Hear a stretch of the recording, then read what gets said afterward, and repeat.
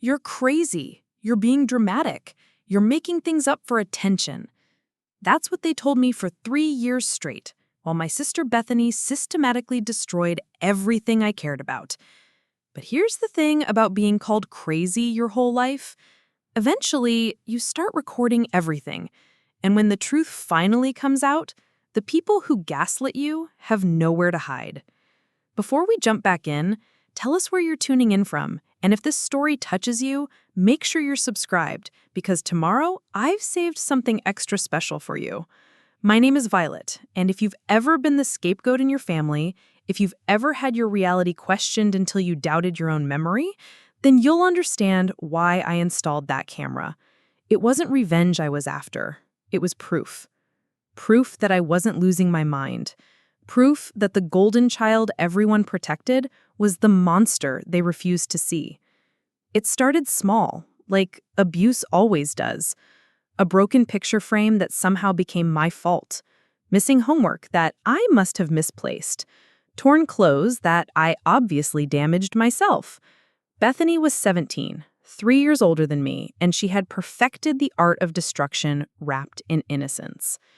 She had these wide blue eyes that could fill with tears on command, and a voice that trembled just right when she needed to play victim. I was 14 when the room incidents began. I'd come home from school to find my carefully organized art supplies scattered across the floor, paintbrushes snapped in half, canvases slashed with jagged lines.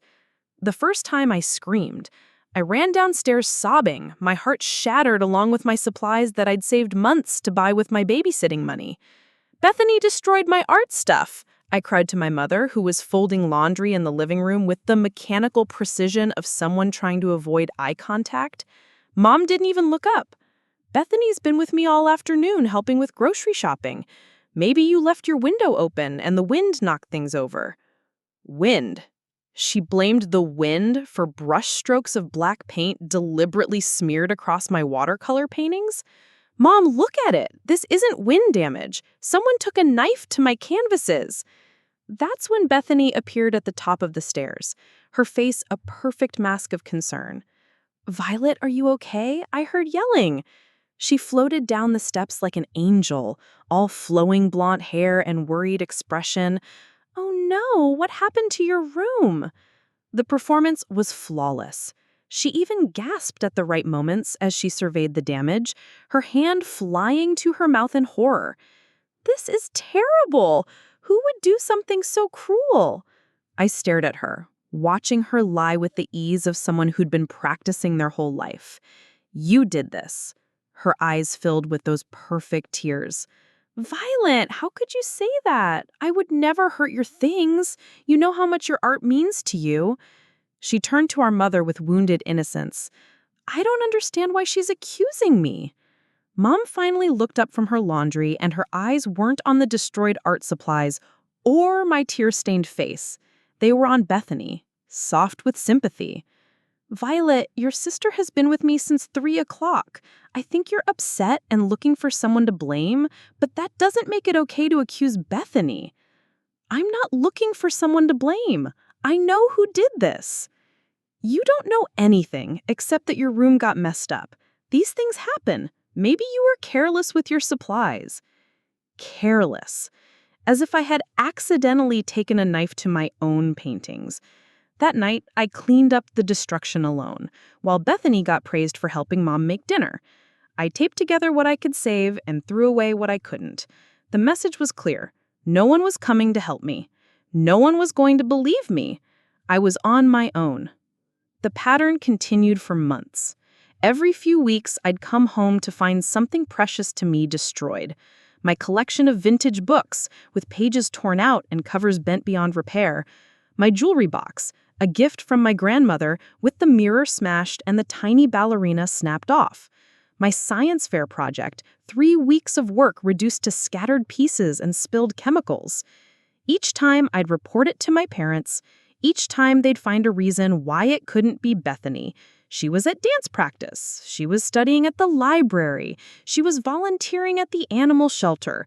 She was anywhere but home when the destruction happened, according to them.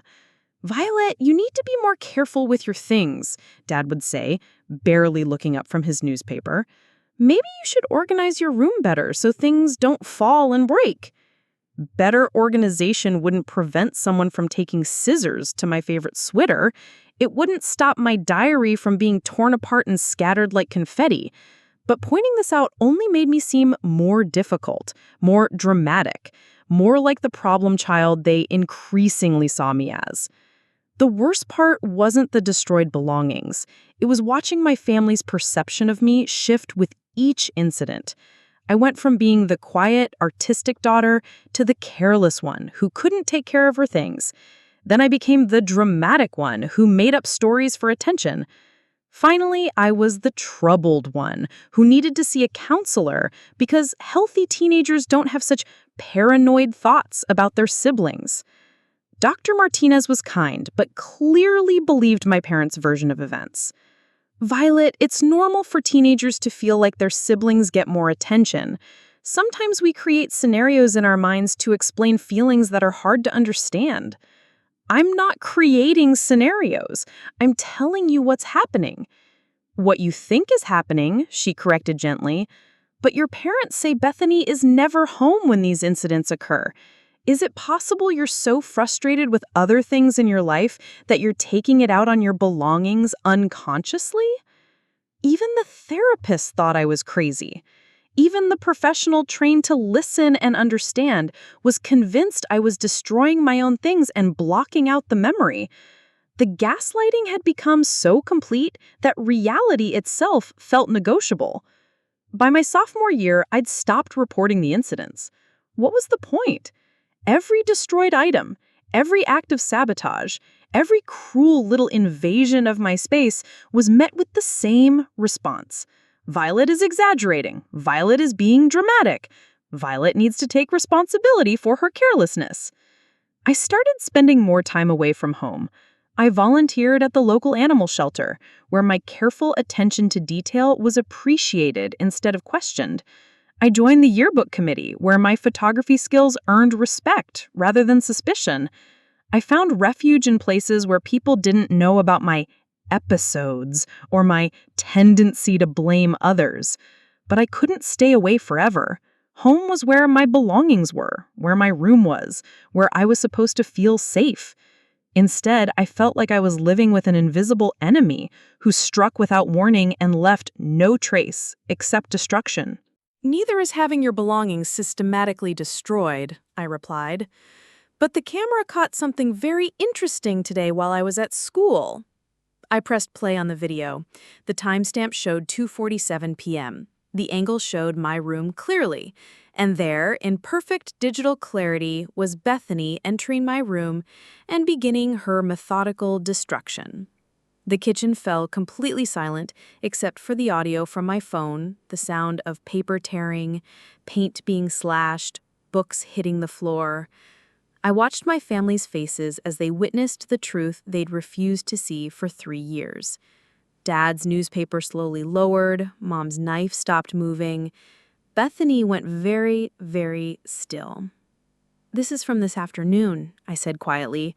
2:47 p.m. while I was in chemistry class and you were supposed to be in the library. On screen, Bethany was reading my journal before destroying it, her face calm and focused. The camera angle captured her perfectly. There was no way to claim this was someone else, no way to suggest the video was fake or manipulated. The timestamp, the lighting, the familiar surroundings, everything confirmed that this was real, recent, and undeniable. "Turn it off," Bethany said suddenly, her voice barely above a whisper. "Why?" I asked, not touching the phone. "This is what you've been doing to my room for 3 years. Don't you want Mom and Dad to see your work?" "Turn it off right now," she repeated, louder this time. "Bethany," Mom's voice was confused, disbelieving. "What is this? What are we watching?" On screen, Bethany was now tearing pages from my favorite book, the copy of Jane Eyre that my grandmother had given me before she died. She was being deliberate about it, making sure to destroy the inscription on the front page first. "I can explain," Bethany started, but her usual confidence was gone. The tears that had always come so easily were nowhere to be found. Explain what? Dad asked, his voice carefully controlled. Explain why you're in your sister's room destroying her things? It's not what it looks like. It looks like exactly what Violet has been telling us for years, Mom said slowly. It looks like you've been systematically destroying her belongings and letting us think she was making it up. The video continued playing. Bethany was now tearing pages from my favorite book, the copy of Jane Eyre that my grandmother had given me before she died. She was being deliberate about it, making sure to destroy the inscription on the front page first. I can explain, Bethany started, but her usual confidence was gone. The tears that had always come so easily were nowhere to be found. Explain what? Dad asked, his voice carefully controlled. Explain why you're in your sister's room destroying her things. It's not what it looks like. It looks like exactly what Violet has been telling us for years. It looks like you've been systematically destroying her belongings and letting us think she was making it up. The video continued playing. Bethany was now using the craft knife on my painting, her movements precise and practiced. This clearly wasn't her first time doing this kind of damage. How long has this been going on? Dad asked, his newspaper forgotten on the table. I finally paused the video. 3 years, since I was 14. Every few weeks she'd destroy something important to me, and then you'd all tell me I was being dramatic or careless or that I was imagining things. We didn't know, Mom said weakly. You didn't want to know, I corrected. Every time I tried to tell you, you found reasons why it couldn't be Bethany. You made me see a therapist because you thought I was having delusions. You convinced me I was crazy. Violet, we never meant... You made me doubt my own reality for 3 years. Do you have any idea what that does to a person? Do you understand what it's like to know something is true, but have everyone you trust tell you you're wrong? Bethany was staring at the floor, her perfect posture finally crumbling. The golden child who volunteered at charities and maintained perfect grades was gone, replaced by someone who looked small and cornered. Why? Dad asked her directly. Why would you do this to your sister? She didn't answer for a long moment. When she finally looked up, her eyes were different, harder. The innocent mask had finally fallen away completely. Because she deserved it, she said quietly. The words hung in the air like a slap. Not an apology, not an explanation, a justification. She deserved it? Mom repeated, her voice incredulous. She always acted like she was so special, with her art and her books and her perfect grades, like she was better than everyone else, like she was too good for our family. So you decided to destroy her things? I decided to show her that she wasn't as special as she thought she was, that her precious art and her stupid books and her perfect little life could disappear anytime I wanted them to. I stared at my sister, really looked at her and saw someone I'd never known existed. This wasn't the golden child who volunteered at charities and maintained perfect grades. This wasn't the sweet daughter who helped with dinner and never caused trouble. This was someone who had spent years carefully crafting a false identity while systematically tormenting me in private. And when Violet tried to tell us what was happening, Dad's voice was getting dangerously quiet, I made sure no one would believe her. It wasn't hard. She was already the weird one, the loner who spent all her time painting instead of making friends. All I had to do was make her seem a little crazier, a little more unstable. You let us send her to therapy? Mom said, her voice filled with growing horror. You let us think she was having psychological problems? She was having psychological problems. The problems I gave her. The casual cruelty in her voice was breathtaking. She wasn't even pretending to feel guilty. If anything, she seemed proud of how thoroughly she had manipulated the situation. 3 years, I said quietly. 3 years of making me think I was losing my mind. 3 years of watching me cry and doubt myself and beg you all to believe me? And you enjoyed it? I enjoyed winning, she corrected. I enjoyed being the good daughter while you were the problem. I enjoyed watching Mom and Dad choose me over you every single time. Choose the truth, you mean? Same thing. I looked at my parents, who were staring at their golden child like they'd never seen her before, because they hadn't. They'd been seeing the performance, the carefully constructed facade that hid someone capable of years of calculated psychological abuse. "What happens now?" I asked, genuinely curious. For 3 years, I'd fantasized about this moment, the moment when the truth finally came out and my family had to face what they had allowed to happen. But now that it was here, I felt strangely empty, not triumphant. It has to stop. I looked around the table at my family, my parents, who refused to see the truth, my sister, who was the truth they refused to see. They'd closed ranks so completely that reality itself had become the enemy. "The photos were cut up with scissors," I said quietly. "Someone used scissors to cut my face out of every single photo in my room. Falling art supplies don't use scissors."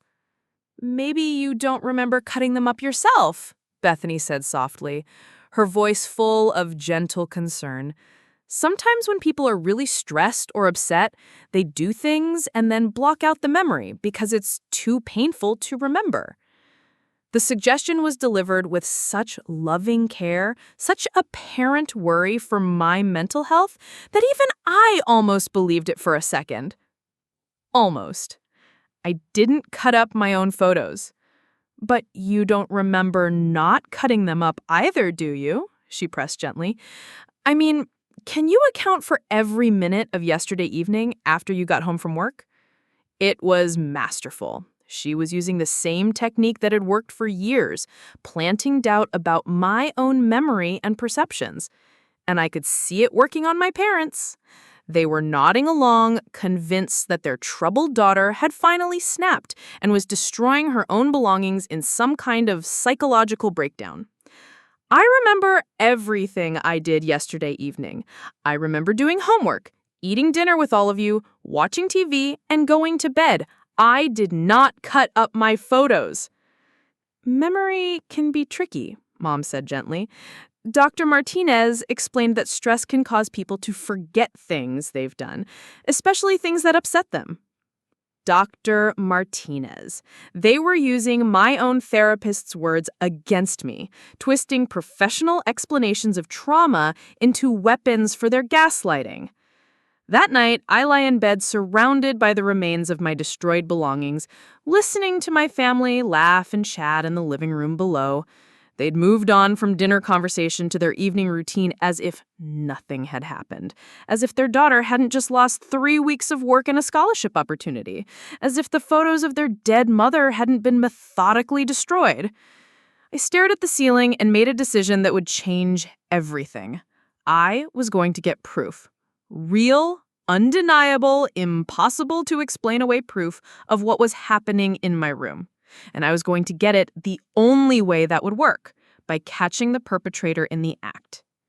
The next morning, I went to the electronics store downtown and spent most of my savings on a small wireless security camera. It was designed for monitoring pets while their owners were away, but it would work perfectly for my needs. The camera was tiny, easily hidden, and would send alerts to my phone whenever it detected motion in my room. I installed it that weekend while my family was at Bethany's cheerleading competition. I hid it behind books on my shelf, angled perfectly to capture my entire room. I tested it multiple times to make sure the angle was right, the motion detection was working, and the video quality was clear enough to identify faces. Then I waited. For 2 weeks, nothing happened. The camera captured me coming and going, getting dressed, doing homework, sleeping. It captured my cat, Shadow, napping on my bed and occasionally knocking things off my dresser. But it didn't capture any intruders or destruction. I started to wonder if maybe the presence of the camera had somehow deterred future incidents. Maybe Bethany had sensed something different about my room, some change in my behavior that warned her away. Or maybe, and this thought scared me more than anything, maybe my parents were right. Maybe I really was losing my mind and imagining everything. But then, on a Tuesday afternoon in March, my phone buzzed with a motion alert while I was in chemistry class. I glanced at the notification and felt my heart skip. Motion detected in my room at 2:47 p.m. I was at school. My parents were at work. According to the family schedule posted on our kitchen calendar, Bethany had a free period and was supposed to be in the library. I couldn't check the live feed during class, but I spent the rest of the afternoon in a state of nervous anticipation. When the final bell rang, I practically ran to my car, my hand shaking as I pulled up the camera app on my phone.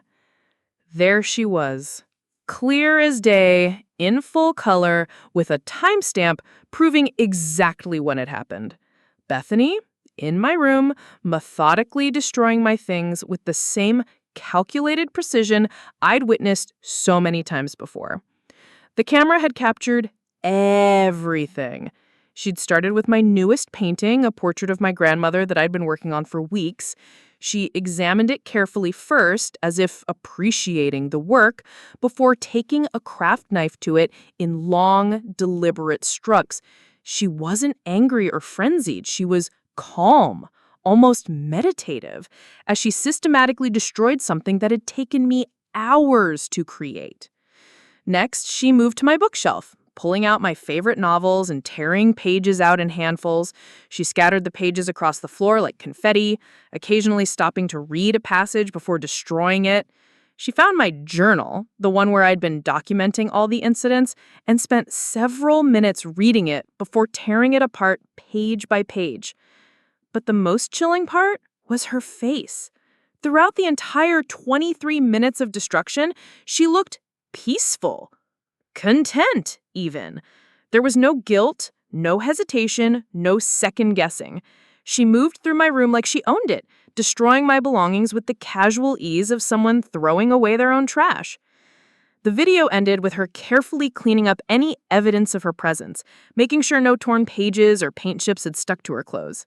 She even used a lint roller from my dresser to remove any fibers that might have transferred. Then she checked her appearance in my mirror, smoothed her hair, and walked out like nothing had happened.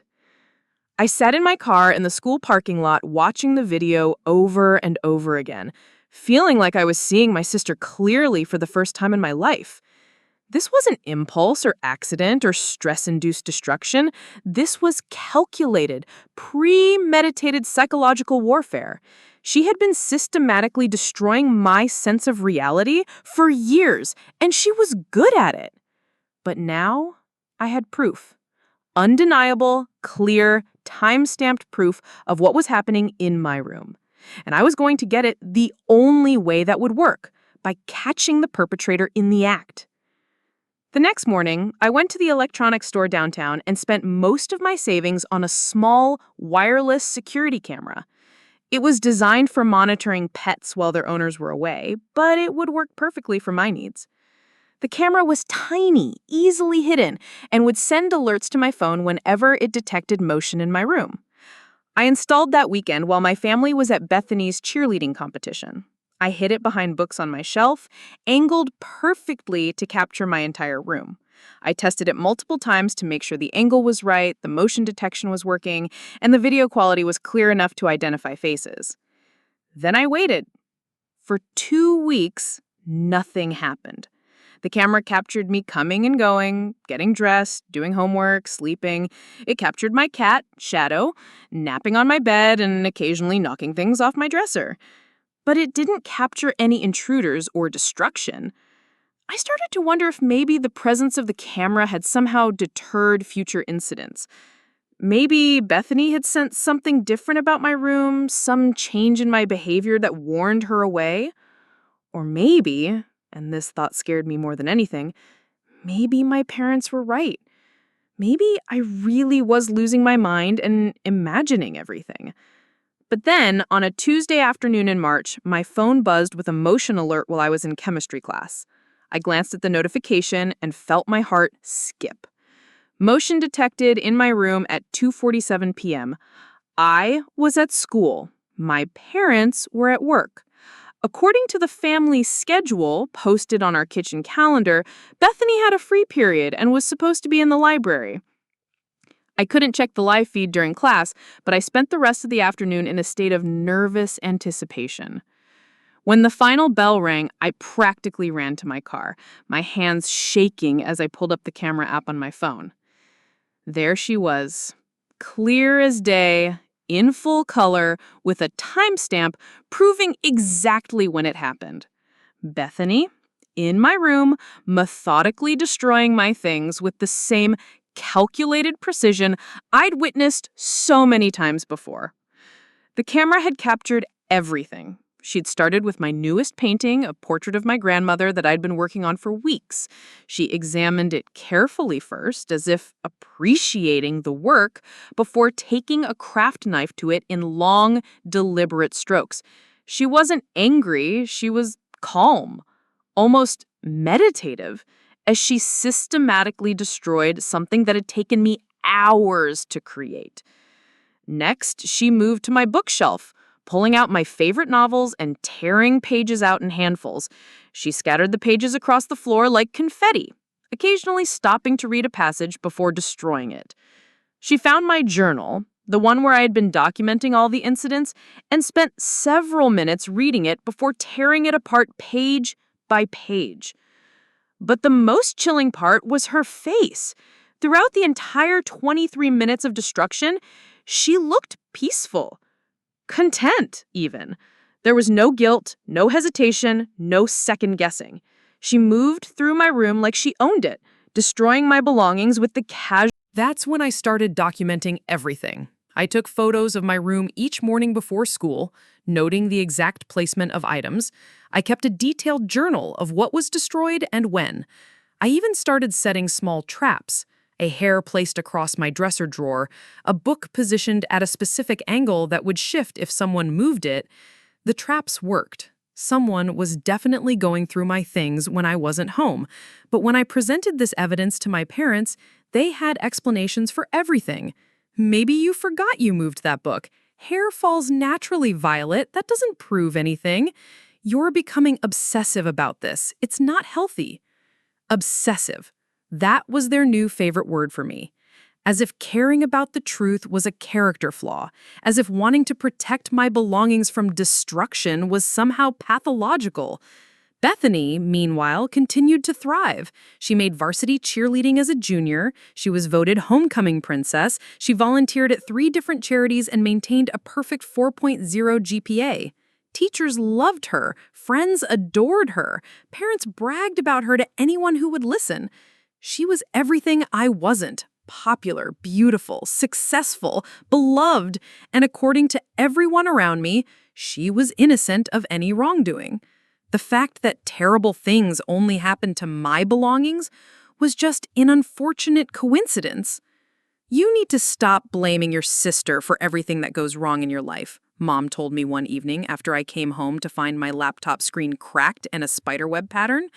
Bethany works hard for everything she has. She doesn't have time to sneak around destroying your things. Then explain how my laptop screen cracked while I was at school and nobody else was home. Things break, Violet. Electronics are fragile. Maybe you dropped it this morning and didn't realize the damage until now. I stared at her, amazed by her ability to rationalize the impossible. I carried it carefully to school in my padded case, just like always. The screen was fine this morning. Memory isn't always reliable, especially when we're stressed. There it was again, the suggestion that I couldn't trust my own mind, my own experiences, my own reality. They'd been saying it so long that I sometimes caught myself wondering if they were right. Maybe I was crazy. Maybe I was making this all up. Maybe I really was destroying my own things and forgetting about it. But then I'd look at the careful, deliberate nature of the destruction, and I'd know better. This wasn't random damage or careless accidents. This was targeted, personal, cruel. Someone was sending me a message. You don't matter, your things don't matter, no one will believe you or protect you. The message was coming through loud and clear. It was my junior year when everything escalated. I'd started painting again despite all the previous destruction because art was the only thing that made me feel sane. I'd hidden my supplies in a locked box under my bed and only painted when I was certain no one else was home. I'd completed 3 pieces I was genuinely proud of, landscapes that captured the wild beauty of the hills behind our house. I was planning to submit them to a regional art contest with a scholarship prize. The deadline was Friday, and I'd left the paintings propped against my easel to dry completely before carefully packaging them for submission. Thursday afternoon, I came home from my part-time job at the ice cream shop to find my bedroom door slightly ajar. My heart started racing even before I pushed it open and saw the carnage. My paintings weren't just destroyed, they were obliterated. Someone had taken a knife, probably the box cutter from Dad's tool drawer, and slashed them to ribbons. Then they'd poured water over the remains, turning the pieces into soggy, indistinguishable mush. The easel was snapped in half, my brushes were broken and scattered, even the locked box had been pried open and its contents dumped out. But this time was different. This time, they'd gone too far. Mixed in with the destroyed art supplies were personal photos that had been cut up, pictures of me with friends, with my grandmother who died the previous year, with my dog Rusty. They'd cut my face out of every single photo, leaving empty holes where I should have been. I stood in the doorway staring at the destruction, and something inside me finally broke. Not my spirit, that had been bending for years. What broke was my willingness to pretend this was normal, acceptable, something I should just endure in silence. I pulled out my phone and took pictures of everything. Every destroyed painting, every broken brush, every photo with my face carefully cut out. I documented it all with the methodical precision of a crime scene investigator because that's what this was, a crime scene. Then I walked downstairs to where my family was gathered around the dinner table, laughing at something Bethany had said about her day at school. The normalcy of the scene, the warm kitchen lighting, the smell of Mom's pot roast, the sound of casual conversation felt surreal after what I'd just witnessed upstairs. Someone destroyed my art, I announced, standing in the doorway with my phone full of evidence. The laughter stopped. 3 faces turned toward me with varying degrees of annoyance, concern, and what I was beginning to recognize as practiced innocence. Dad sighed heavily. Not this again, Violet. Look at the photos. I held at my phone, scrolling through the images of destruction. Look at what someone did to my paintings, my photos, everything. Mom glanced at the phone screen and immediately looked away. Oh, honey, I'm sorry your art got damaged, but maybe you left some supplies unstable and they fell over. You know how cluttered your room gets. Cluttered rooms don't explain photos being cut up with scissors. Someone cut my face out of every single picture I own. That's enough, Dad said firmly. We're not going through this routine again. Your sister has been at school all day, then at cheerleading practice, then here helping your mother with dinner. She's been accounted for every minute. I never said it was Bethany. You didn't have to, Mom replied. You always blame her when something goes wrong. It's become automatic for you. Because she's the one doing it. Violet, stop. Dad's voice had that warning tone that meant I was approaching the line of what he'd tolerate. Your sister has done nothing but try to be kind to you, and you repay her by making these wild accusations. Preparing and narrating this story took us a lot of time, so if you are enjoying it, subscribe to our channel. It means a lot to us. Now back to the story. Not vindicated, just tired. Now we figure out how to fix this, Dad said, but he sounded lost. We figure out how to make this right. You can't, I told him simply. You can't give me back 3 years of thinking I was crazy. You can't undo the damage to my trust, my sense of reality, my relationship with all of you. You can't fix what's already broken. But we can try, Mom said, tears finally starting to fall. We can try to make amends. I looked around the kitchen at my family. My parents, who had failed to protect me, my sister, who had tortured me for sport, they all looked different now. Smaller. Less significant. The people whose approval I desperately wanted for so long suddenly seemed like strangers. I'm going to pack my things, I announced. I'm going to stay with my friend Jessica until I graduate. Then I'm going to college as far away from here as possible. Violet, don't do anything hasty, Dad said. Let's talk about this. Let's work through it as a family. We haven't been a family for 3 years. We've been Bethany's audience while she performed Innocence and I performed Insanity. I'm done with both shows. I picked up my phone and headed toward the stairs, leaving my family sitting in stunned silence around the kitchen table. Behind me, I could hear the beginning of what sounded like a very different conversation than any they'd had before.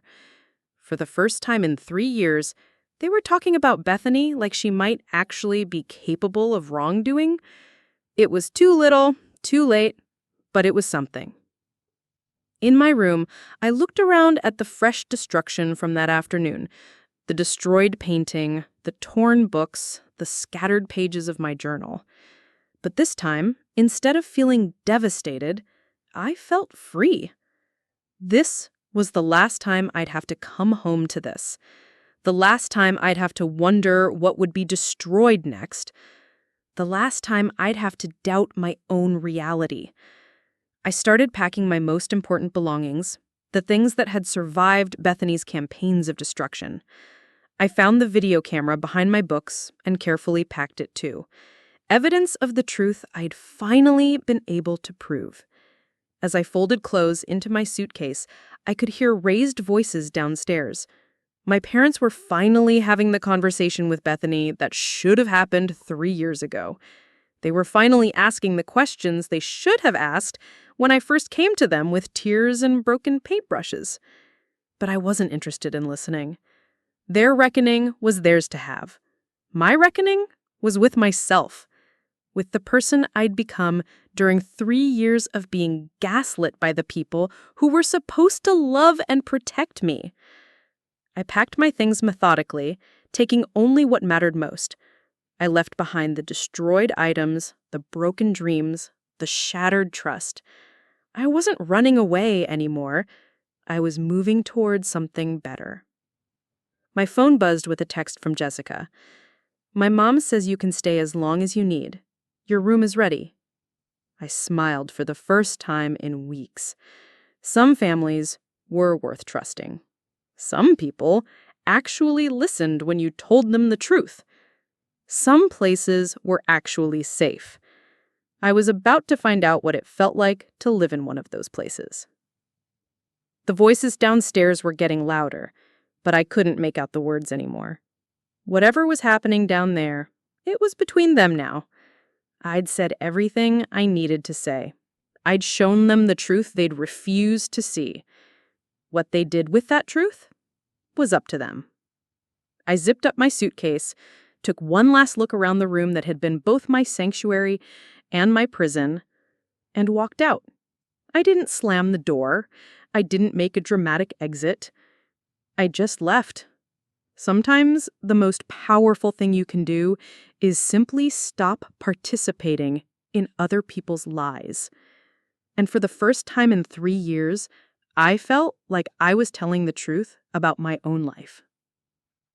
Jessica's house felt like stepping into an alternate universe where families actually functioned the way they were supposed to.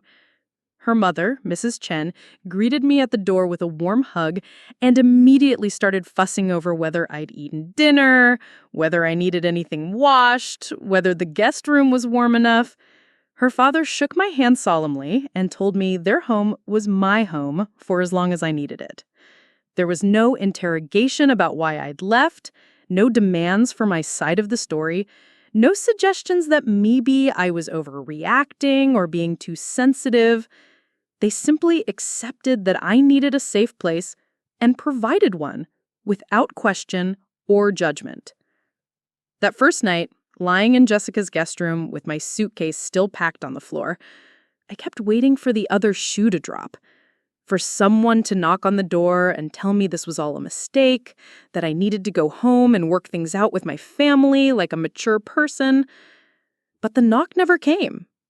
Instead, there was just quiet and safety and the radical concept that my peace of mind mattered to someone.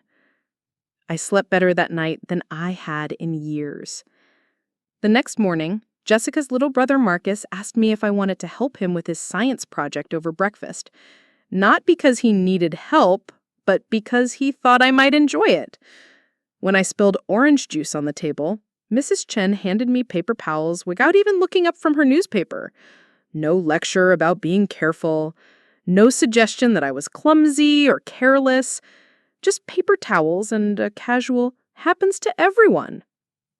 It was such a small thing, but after 3 years of having every minor accident treated like evidence of my fundamental inadequacy, the simple normalcy of it brought tears to my eyes.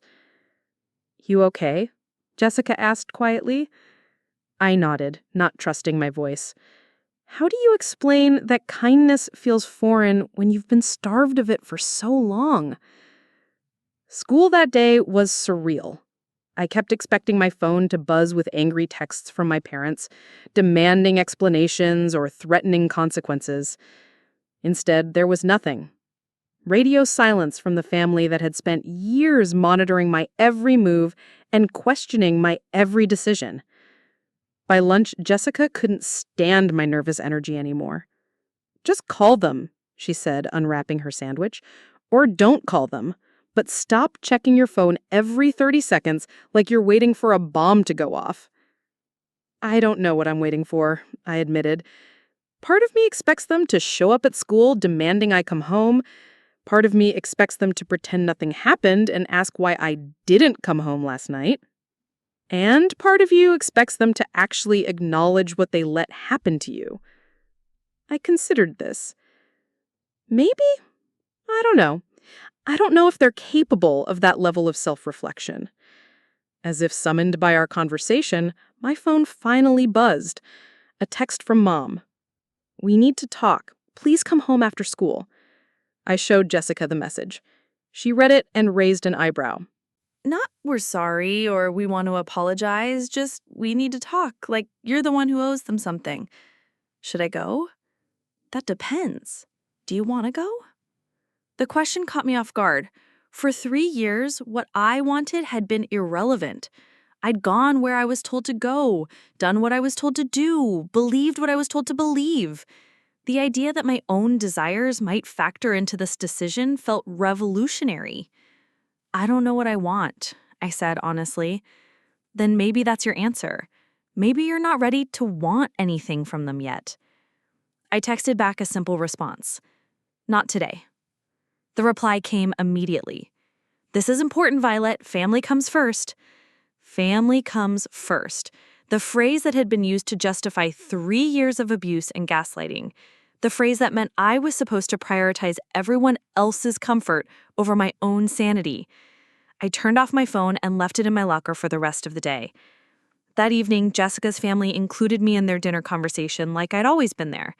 They asked about my classes, my plans for college, my thoughts on a documentary they'd watched. Normal questions that treated me like a person with opinions worth hearing.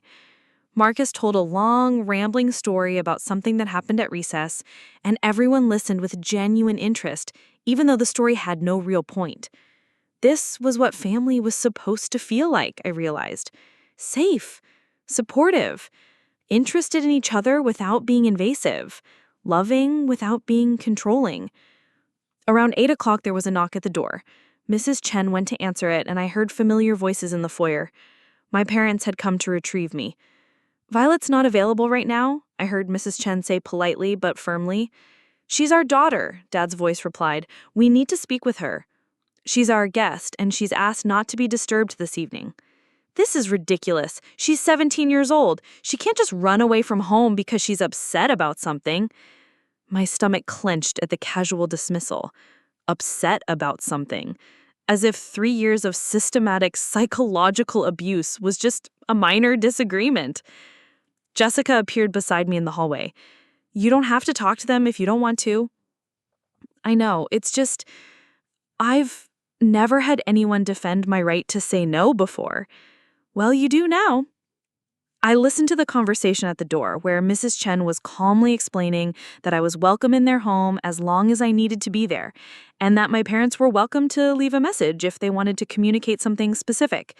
She wasn't rude or confrontational. She was just protective of me. Eventually, I heard their car door slam and the engine start. They were gone, but they'd be back. People like my parents didn't give up control easily. The next few days passed in a strange kind of limbo. I went to school, did my homework, helped with dinner at Jessica's house, and slowly started to remember what it felt like to exist without constantly looking over my shoulder. But I could feel the weight of unfinished business hanging over everything. On Friday, something changed. I was walking to my locker after first period when I noticed people staring at me more than usual. Not the casual glances I'd grown used to as the quiet art kid, but deliberate, knowing looks. Some students were whispering and pointing.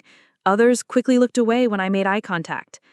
"Jessica," I said when I found her at her locker, "why is everyone acting weird around me today?" She looked uncomfortable. "You haven't been online at all this week, have you?" "No, why?" She pulled out her phone and showed me a social media post that made my blood run cold. It was the video from my hidden camera, posted to multiple platforms with the caption, "This is what psychological abuse looks like. My sister tortured me for 3 years while my family called me crazy. Here's the proof." The video had been shared thousands of times. Comments ranged from supportive to horrified to skeptical. People were dissecting every frame, analyzing Bethany's body language, debating whether the video could be fake. "Did you post this?" Jessica asked gently. "No, I never. I only showed it to my family." My hands were shaking as I scrolled through the comments, seeing my private trauma dissected by strangers on the internet. How did this get out? Maybe one of your parents shared it or took a video of your video? Why would they do that? But even as I asked the question, I started to understand. My parents weren't just dealing with a family crisis. They were dealing with public scrutiny. The video didn't just prove what Bethany had done to me, it proved what they had failed to do to stop it. By lunch, the story had spread beyond social media. Local news outlets were picking it up. Teens' hidden camera reveals years of sibling abuse was trending on multiple platforms.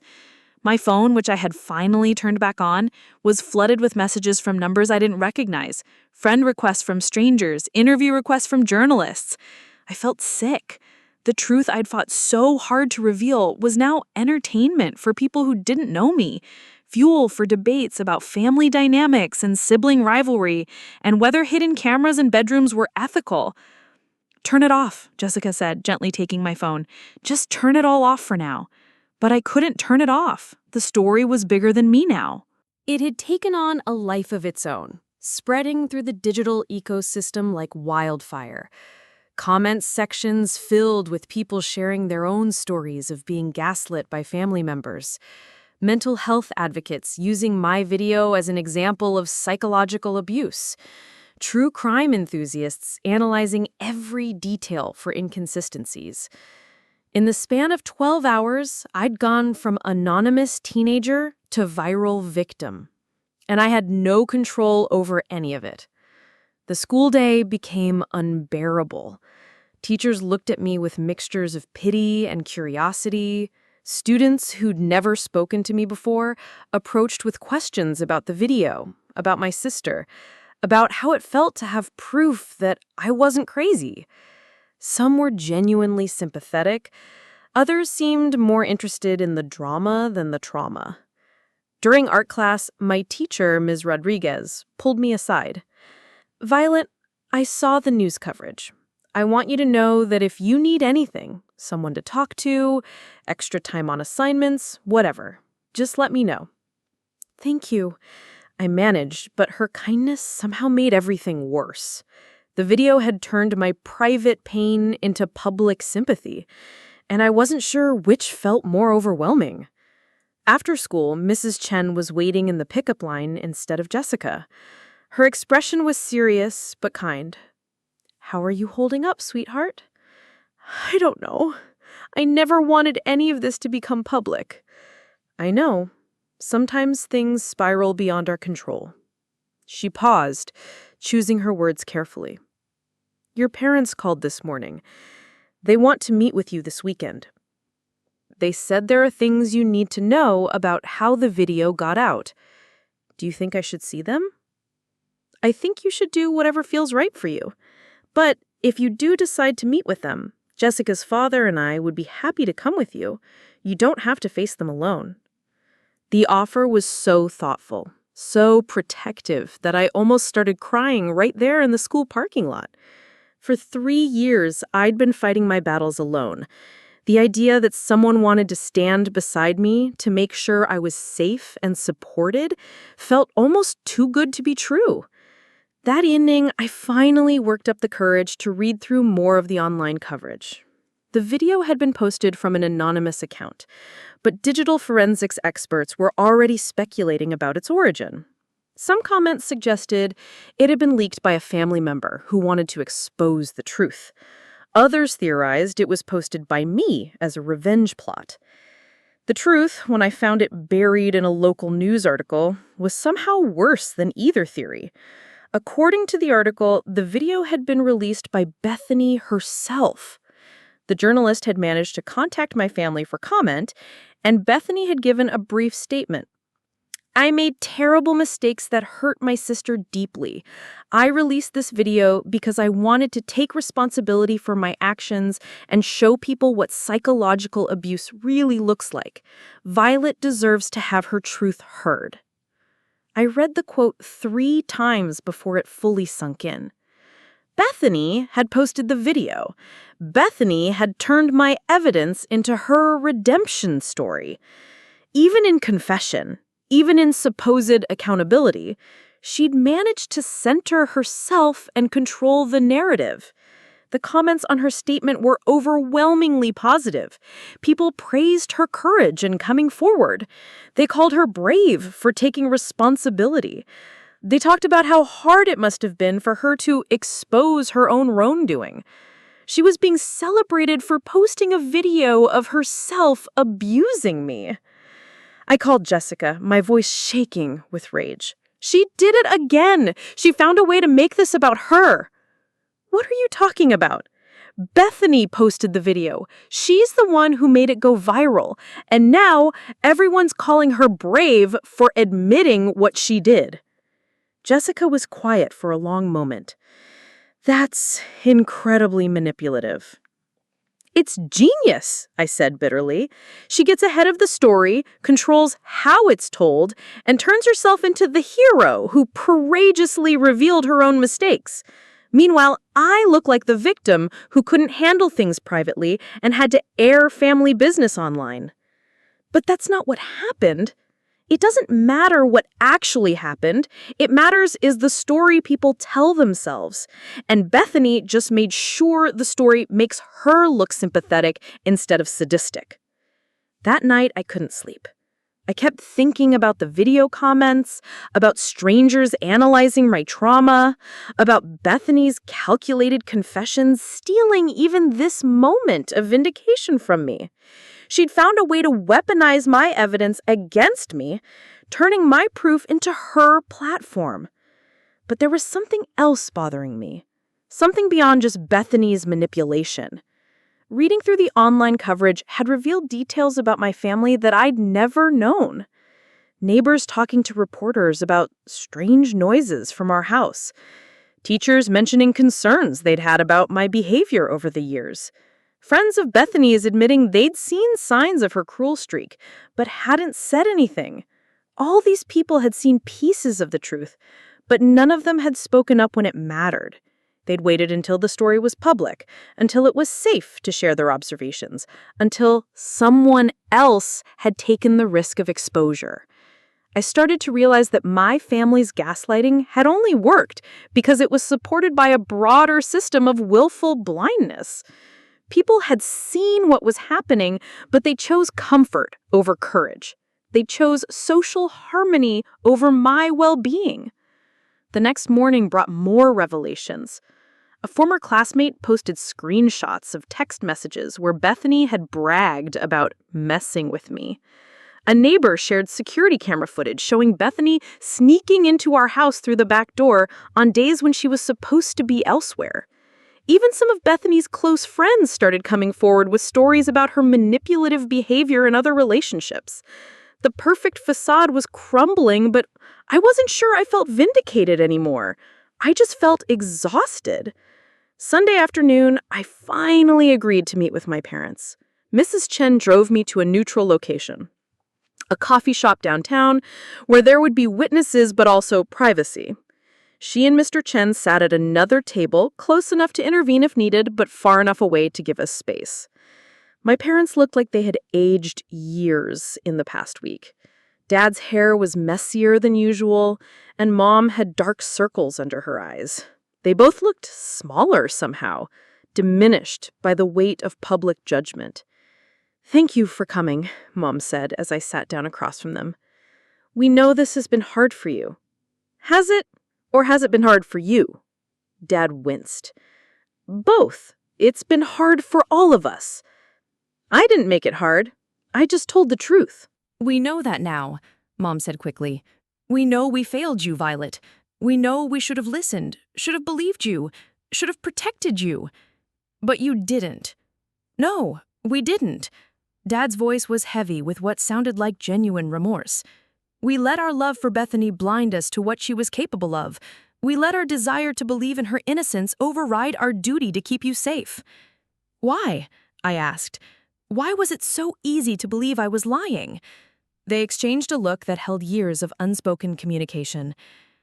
Because, Mom said slowly, believing you would have meant admitting that we'd raised someone capable of that kind of cruelty. It would have meant acknowledging that we'd failed as parents in ways we couldn't fix. So instead, you decided I was the failure. We didn't decide that consciously, Dad said. But yes, essentially, that's what we did.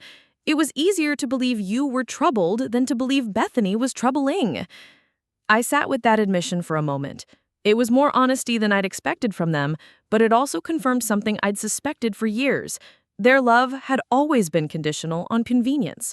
When loving me became difficult, when protecting me required them to face uncomfortable truths about their other daughter, they'd chosen the easier path. What happens now? I asked. Now we try to make things right, Mom said. We're getting Bethany professional help. Real help, not just therapy to manage a crisis, but intensive treatment for the personality disorders her doctors are identifying. Personality disorders? Antisocial tendencies, narcissistic traits, a lack of empathy that goes beyond normal teenage development. Dad's voice was clinical, as if listing symptoms made them easier to bear. The psychiatrist says these patterns likely started years ago, but we missed the signs because they were directed at you, not at us. And the video? The fact that she posted it herself? That was... Mom struggled with the words. That was her attempt to control the damage. She knew someone would eventually figure out how it got online, so she wanted to get ahead of the story and frame it as a moment of conscience rather than a calculated leak. Even her confession was manipulation. Yes, even that. We sat in silence for several minutes, the weight of everything unsaid hanging between us. Finally, I spoke. I don't think I can come home. We understand, Dad said. We know we have a lot of work to do to earn back your trust. It's not about earning back my trust. It's about the fact that I don't feel safe there anymore. Not just because of Bethany, but because of you. Because you showed me that when I needed protection, you'd choose comfort over courage. You'd choose believing what you wanted to believe over protecting your own daughter. Tears started running down Mom's face. We love you, Violet. We've always loved you. I believe that you love the idea of me, the daughter who doesn't cause problems, who doesn't force you to face difficult truths, who fits neatly into your picture of family harmony, but I don't think you love the real me, the one who speaks uncomfortable truths and refuses to pretend everything is fine when it isn't. That's not true, she protested, but her voice lacked conviction. Then prove it, I said. Prove that you can love me even when it's inconvenient, even when it requires you to make hard choices and face uncomfortable realities. How?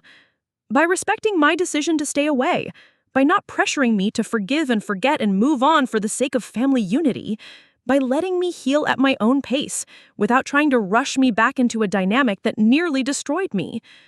Dad nodded slowly. You're right. You deserve space to heal without pressure from us. And Bethany? What happens with her? She's not living at home right now either. She's in a residential treatment program. The doctors think she needs intensive intervention before she can safely be around family again. How long? We don't know. Maybe months, maybe longer. however long it takes. I felt a complex mix of emotions at this news. Relief that I wouldn't have to worry about running into her if I did eventually go home. Sadness for the sister I'd thought I'd had, who had never really existed. And something that might have been grief for the family we could have been if we'd all been different people. "There's something else," Dad said hesitantly. "The media attention has brought other things to light.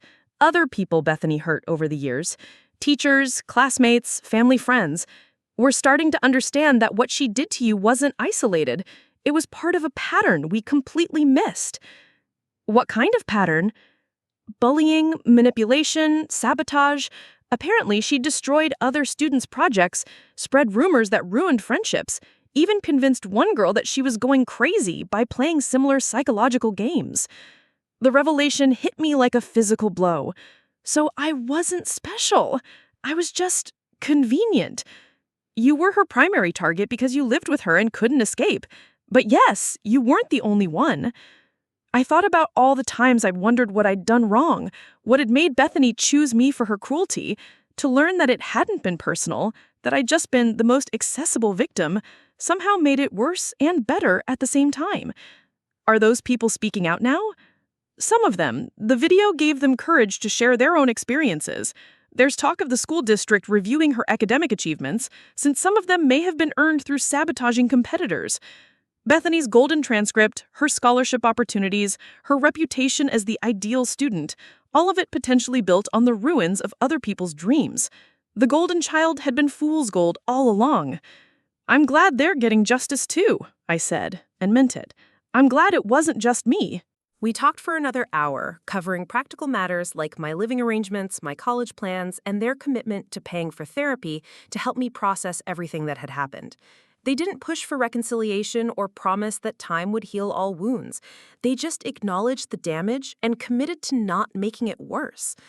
When I finally got back to Jessica's house, I felt lighter somehow. Not healed, not whole, but no longer carrying the weight of my family's denial. The truth was out, acknowledged, and being dealt with. Bethany was getting professional help. My parents were facing reality. The people who had enabled the abuse were confronting their role in allowing it to continue. It wasn't everything I dreamed of during those dark years of gaslighting, but it was something. It was a start. That evening, I finally opened the envelope Bethany had given me months ago, the one with childhood photos I'd been too afraid to look at. Mixed in with the innocent pictures of us as kids were more recent photos I'd never seen before. Pictures Bethany had taken of my destroyed belongings over the years, evidence she'd kept like trophies. But at the bottom of the envelope was something else, a handwritten letter, undated, that must have been written recently. "Violet," it began, "I know you'll probably never forgive me, and I don't blame you.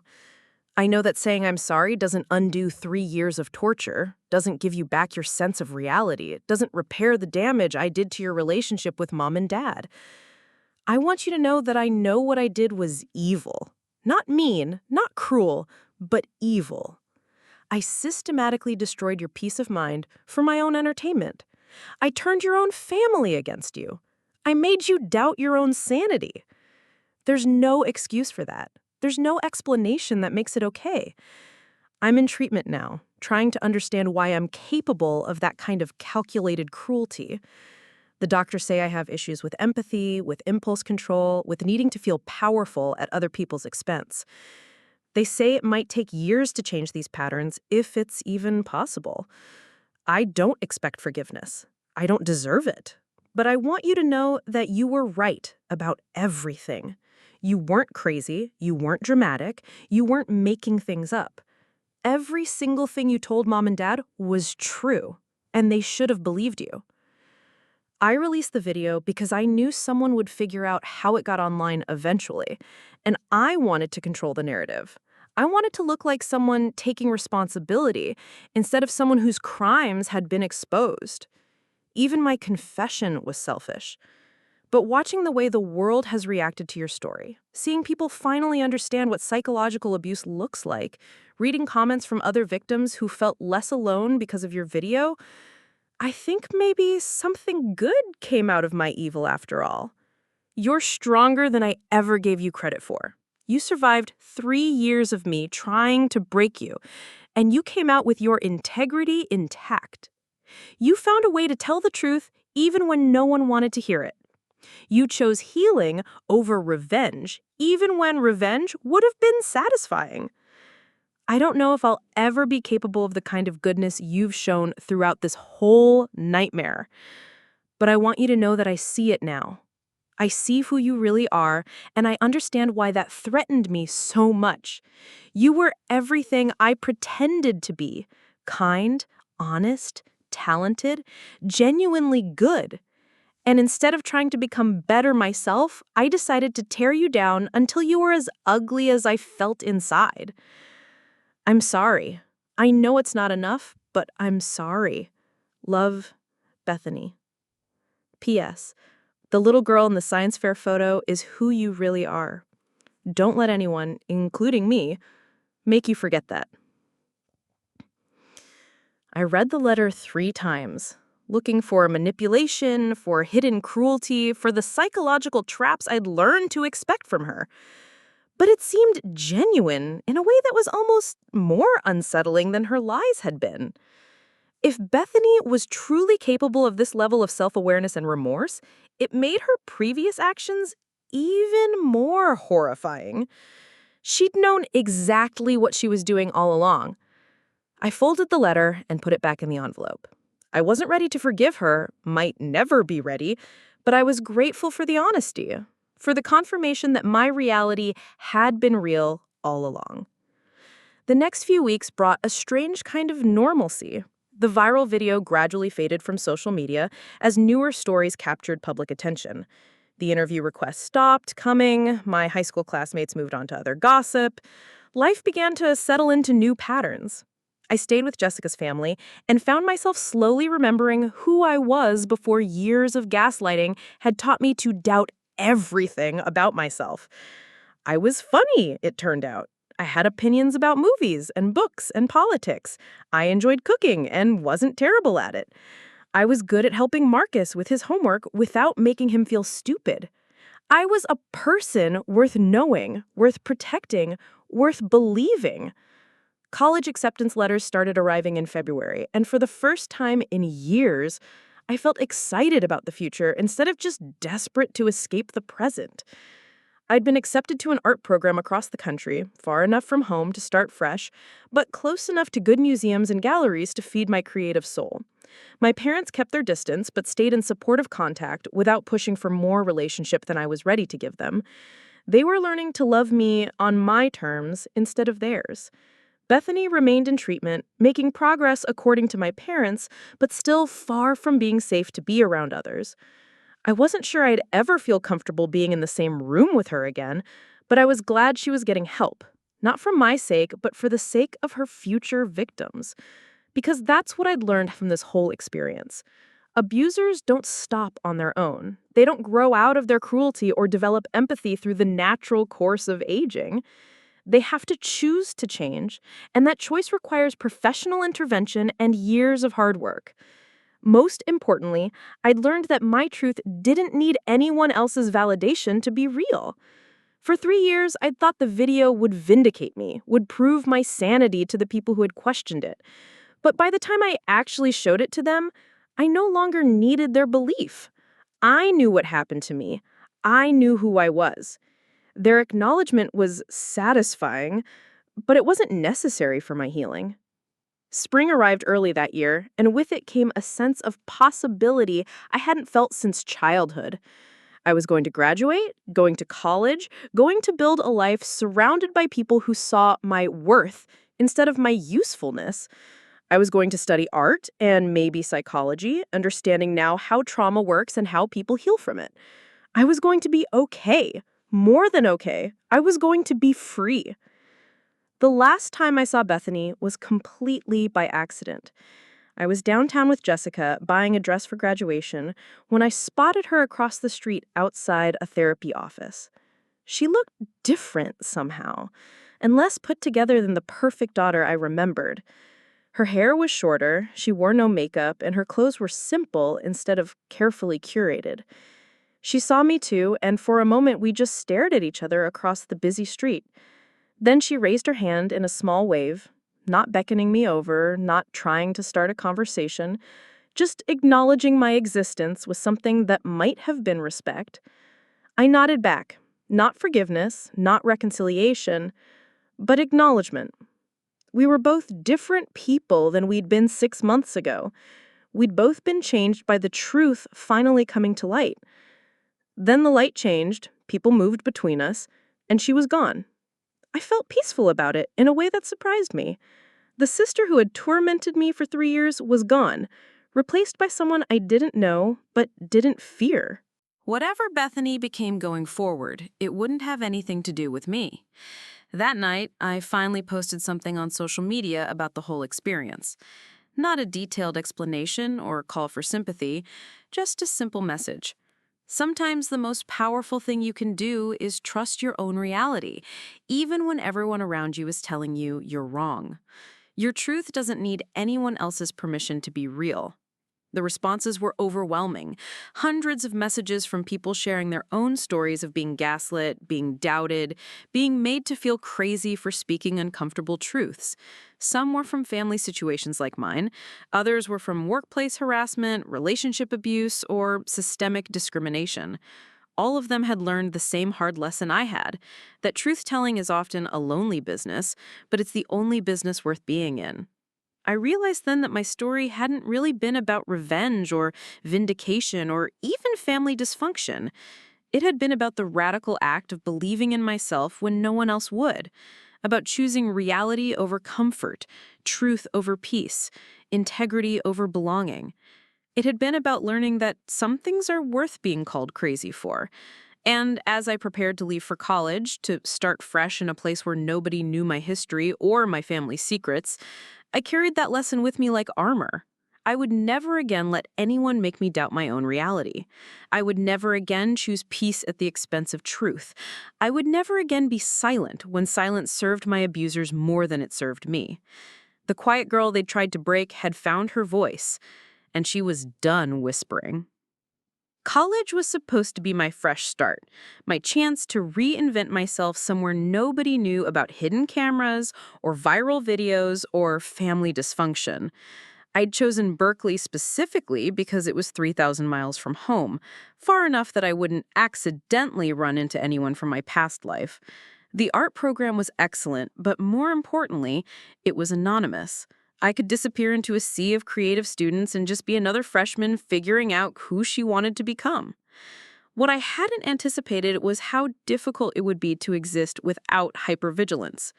For 3 years, I'd lived on high alert, constantly watching for signs of manipulation, checking and rechecking my belongings, documenting everything in case I needed proof later. The habits of survival don't disappear just because the threat is gone. My dorm room felt like a sanctuary and a prison simultaneously. I arranged my art supplies with obsessive precision, photographing their placement each morning out of pure instinct. I checked the lock on my door multiple times before leaving for class.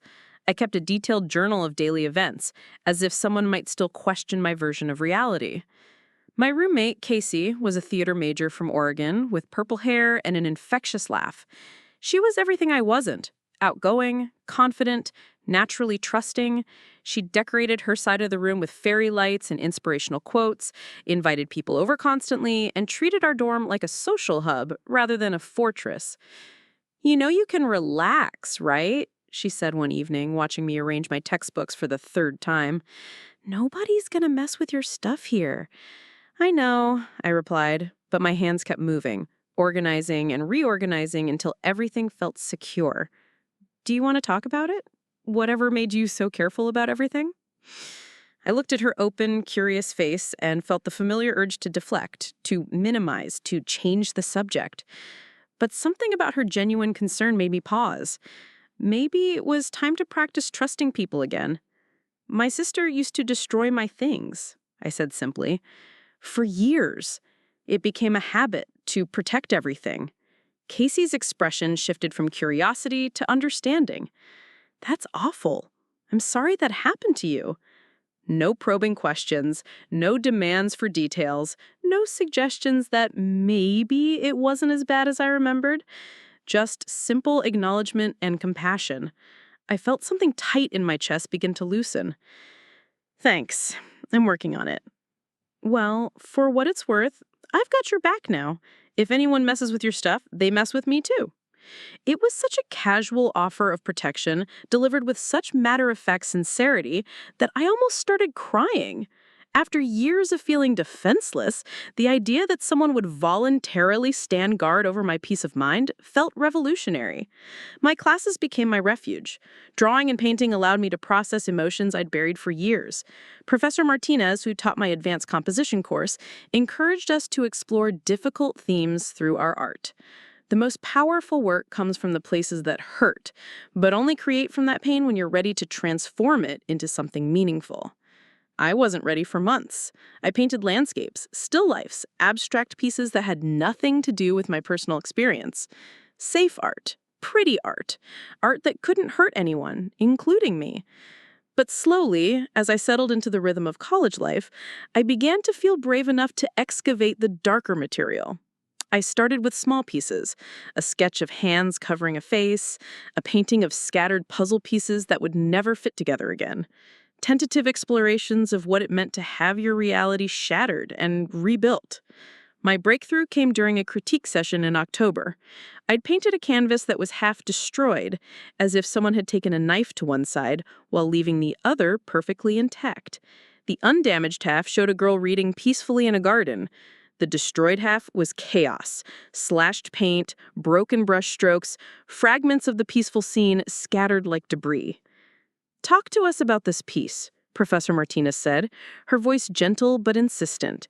"What story are you telling here?" I stared at the painting, seeing 3 years of my life reflected in torn canvas and scattered pigment. It's about having your peace destroyed by someone who was supposed to love you, about losing your sense of what's real and what's not. And the intact half? That's what you're trying to get back to, the person you were before everything got broken. The room was silent for a long moment. Then one of my classmates, James, spoke up. "This is incredibly powerful. You can feel the violence in the destroyed part, but also the hope in what's still whole." Other students began sharing their responses, talking about their own experiences with family trauma, with having their reality questioned, with trying to rebuild after psychological damage. I realized I wasn't alone in carrying these wounds. I wasn't the only one who had been made to feel crazy for speaking the truth. After class, Professor Martinez pulled me aside. "That was brave work today, Violet. Have you considered sharing your story more broadly? There are people who need to see art like this, who need to know they're not alone in these experiences." I don't know if I'm ready for that kind of exposure. I'm not talking about going viral or becoming a public figure. I'm talking about participating in exhibitions that focus on healing from trauma, about connecting with other artists who've walked similar paths. There's a whole community of people doing this work. She handed me a flyer for something called the Survivor's Voice Art Collective, a group of artists who created work about overcoming abuse, gaslighting, and family dysfunction. They went monthly and organized exhibitions that highlighted the experiences of people who had been silenced by their circumstances. "Think about it," she said. "Sometimes the best way to heal from being silenced is to help others find their voices." That night, I researched the collective online. Their website featured artwork that took my breath away. Pieces that captured the experience of psychological abuse with a clarity and power I'd never seen before. Paintings of figures with tape over their mouths, sculptures made from broken mirrors, photographs of empty picture frames with torn family photos scattered beneath them. These artists understood something that most people didn't, that emotional abuse leaves scars that are invisible but devastating. They were making the invisible visible, giving form to experiences that society often dismissed or minimized. I spent weeks debating whether to attend one of their meetings. Part of me wanted to stay safe in my dorm room, creating art for myself and my classmates. But a larger part of me was curious about what it would feel like to be in a room full of people who wouldn't question my reality, who would understand the particular kind of strength it takes to survive psychological warfare. The meeting was held in a community center downtown. in a room with good lighting and comfortable chairs arranged in a circle. About 15 people had gathered, ranging in age from college students to senior citizens. Some were established artists, others were just beginning to explore creativity as a healing tool. The facilitator, a woman named Dr. Sarah Chen, opened the session by asking each person to share their name and one thing they were working on, either artistically or personally. When it was my turn, I found myself saying, "I'm Violet, and I'm learning how to trust my own voice again." The group nodded with a recognition that felt like coming home. During the session, we looked at each other's work and talked about the challenges of creating art from trauma. How do you avoid re-traumatizing yourself in the creative process? How do you share difficult work without becoming defined by your pain? How do you help others without taking on their healing as your responsibility? The goal isn't to stay stuck in the trauma, Dr. Chen explained. It's to transform it into something that serves your growth and potentially helps others on similar journeys. But you have to be far enough along in your own healing to do that safely. One artist, Marcus, shared a series of photographs he'd taken of himself wearing masks that his family had expected him to wear. The perfect son, the successful businessman, the uncomplaining caregiver. In each photo, the mask was slightly more cracked or damaged, until the final image showed him mask-free, his real face visible for the first time. "It took me 10 years to be ready to take off the last mask," he said. 10 years to be okay with people seeing who I really was instead of who they wanted me to be. Another artist, Elena, had created an installation called gaslighting that consisted of actual gas lamps that flickered unpredictably, creating an environment where visitors couldn't trust what they were seeing. The inconsistent lighting made people question their own perceptions, giving them a taste of what it felt like to have their reality constantly undermined. I wanted people to understand why victims of gaslighting often seem confused or uncertain. When you can't trust your environment to be consistent, you start doubting everything, including yourself. Listening to these artists articulate experiences that mirrored my own felt like learning a new language, one that finally had words for things I'd never been able to express. They weren't just making art about trauma, they were reclaiming their narratives from the people who tried to control them. I started attending the meetings regularly, bringing my own work and receiving feedback from people who understood the complex process of transforming pain into purpose. They helped me see that my hidden camera video, as difficult as the experience had been, had already started this transformation. I'd taken evidence of my abuse and turned it into proof of my survival. By spring semester, I was ready to participate in the collective's annual exhibition. The theme was Invisible Wounds, and I contributed a series of paintings that showed the progression from gaslighting to healing. The first painting was completely dark, except for a small figure hunched in the corner, barely visible. Each subsequent painting showed the figure growing larger and brighter, until the final piece depicted a woman standing tall and full light, her shadow clearly defined and unmistakably real. The opening night of the exhibition was terrifying and exhilarating. People moved through the gallery quietly, absorbing work that dealt with some of the darkest aspects of human relationships. But there was something beautiful about the collective impact. Dozens of artists who'd refused to let their pain have the last word, who'd turned their wounds into wisdom. I stood next to my paintings, watching visitors' reactions.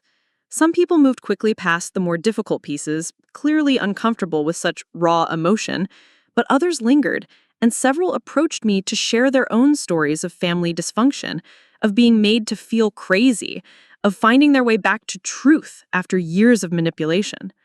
One woman, probably in her 50s, stood in front of my final painting for a long time. When she finally turned to me, her eyes were wet with tears. "Thank you," she said simply. "I've been trying to explain to my therapist what gaslighting feels like, and I've never found the words. This shows it perfectly." "Have you experienced it yourself?" I asked gently. "My ex-husband. 15 years of being told I was overreacting, being too sensitive, remembering things wrong. Even after our divorce, I sometimes catch myself doubting my own perceptions." We talked for nearly an hour about the long-term effects of psychological abuse, about how healing isn't linear, about the courage it takes to trust yourself again after someone has systematically undermined your confidence in your own mind. "How did you get to this point?" she asked, gesturing to the bright, strong figure in my final painting. "How did you learn to trust yourself again?" "Slowly," I said honestly, "and with a lot of help from people who believed me when I couldn't believe myself, but mostly by proving to myself over and over that my perceptions were accurate, that my reality was real." As the evening wound down, I felt a sense of completion I hadn't expected. The terrified 14-year-old who'd first found her art supplies destroyed had grown into someone who could transform that experience into something meaningful. The girl who'd hidden cameras to prove her sanity had become a woman who could help others validate their own experiences. But the real test came a few weeks later when my phone rang with a call from an unknown number with my home area code. "Is this Violet?" The voice was young, nervous, unfamiliar. "Yes, who is this?" "My name is Sarah Martinez. I saw your interview about the hidden camera video, and I saw your artwork online. I think my sister is doing to me what yours did to you." My heart started racing, not with fear, but with recognition. "Tell me what's happening." For the next hour, I listened to a story that was eerily similar to my own. Sarah was 16, the younger sister of a seemingly perfect older sibling who was systematically destroying her belongings and manipulating their parents into believing Sarah was the problem. The gaslighting was so complete that Sarah had started to believe she might actually be losing her mind. "I set up a camera like you did," she whispered into the phone. "I caught her doing it, but I'm scared to show my parents because what if they don't believe me? What if they find a way to explain it away?" "They might," I said honestly. "Parents have a lot invested in believing their children are good people, but that doesn't mean you're wrong about what's happening. How do I make them see the truth?" "You can't make anyone see anything they're not ready to see. All you can do is protect your own sanity and safety." "Do you have anyone in your life who does believe you?" "My aunt, maybe. She's noticed some things that didn't make sense." "Start there. Build a support network of people who can help you stay grounded in reality when your family tries to make you doubt it." We talked about safety planning, about documenting incidents, about finding adults who can advocate for her when her parents wouldn't. But more than practical advice, I tried to give her what no one had given me during those dark years: unquestioning belief in her reality. "You're not crazy," I told her firmly. "You're not imagining things. You're not being too sensitive or dramatic. If you say your sister is destroying your belongings and manipulating your family, then that's what's happening. Trust yourself." After we hung up, I sat in my dorm room feeling the weight of unexpected responsibility. Sarah wasn't the first person to contact me after seeing my story online. Over the past year, I'd received dozens of messages from people in similar situations: teenagers being gaslit by siblings, young adults questioning their own memories, parents who'd finally realized they'd been enabling abuse. I'd responded to each message individually, offering support and resources, and most importantly, validation. But Sarah's call made me realize I could be doing more. I could be creating systematic ways to help people in these situations instead of just responding reactively when they reached out. That summer, instead of going home to visit my family, I stayed in Berkeley and volunteered with a local organization that provided support for teenage victims of family abuse. Most of their work focused on physical and sexual abuse, but they were beginning to recognize the need for services specifically designed for psychological abuse victims. "The challenge," explained the program director, Janet Morrison, "is that emotional abuse often doesn't leave visible evidence. Kids who are being gaslit have a hard time even articulating what's happening to them, let alone proving it to adults who are invested in maintaining family stability." We could meet weekly, provide education about gaslighting and emotional manipulation, and help participants develop safety plans and support networks. "Would you be willing to facilitate something like that?" Janet asked. The question terrified me. I was 19 years old, barely 2 years removed from my own trauma. Was I qualified to help other people navigate similar experiences? I don't have professional training, I said. But you have lived experience, and sometimes that's more valuable than a degree. Obviously, we'd pair you with one of our licensed counselors, but your perspective could be incredibly helpful for kids who feel like no one understands what they're going through. I spent weeks considering the opportunity. On one hand, I was finally in a good place mentally and emotionally. My art was developing, my relationships were healthy, my anxiety about home had mostly faded. Did I really want to dive back into the world of family dysfunction and psychological manipulation? On the other hand, I remembered how desperately I'd needed someone to believe me during those dark years, how much it would have meant to talk to someone who'd walked the same path and emerged stronger. I thought about Sarah, still trapped in a situation I'd escaped. I thought about all the other kids who were being told they were crazy for noticing cruelty, who were learning to doubt their own perceptions because the adults in their lives found it easier to gaslight children than confront difficult truths about their families. I'll do it, I told Janet. But I want to be clear about something. I'm not going to tell these kids to forgive their abusers or work on repairing damaged relationships. I'm going to help them trust themselves and stay safe, even if that means acknowledging that some families are too toxic to maintain. That's exactly what we need, she said. Someone who understands that sometimes the healthiest choice is walking away. The first meeting of what we called the Truth Tellers group was held on a Tuesday evening in August. 6 teenagers showed up, ranging in age from 14 to 17. They'd all been referred by school counselors, therapists, or other community organizations after reporting psychological abuse that their families had dismissed or denied. We sat in a circle in the same community center where I'd first attended the Survivor's Voice Art Collective. I looked around at these young faces, kids who looked tired in a way that had nothing to do with sleep, who held themselves with the careful posture of people who'd learned not to take up too much space. My name is Violet, I began. And 3 years ago, I thought I was going crazy because my sister was destroying my belongings and my family didn't believe me. It took a hidden camera and viral video to finally prove I wasn't imagining things. I watched their faces shift as I spoke, saw the recognition and relief that comes with meeting someone who truly understands your experience. These kids had been carrying the burden of unbelievable truth for months or years, and for the first time, they were in a room where that truth didn't need to be defended or proven. Before we go around and introduce ourselves, I want to establish one ground rule. In this room, we believe each other. If someone says their brother is sabotaging their homework, we believe them. If someone says their parents are using their mental health struggles against them, we believe them. If someone says they are being made to feel crazy, we believe them. Our job isn't to investigate or verify, it's to support each other in trusting our own experiences. The relief in the room was palpable.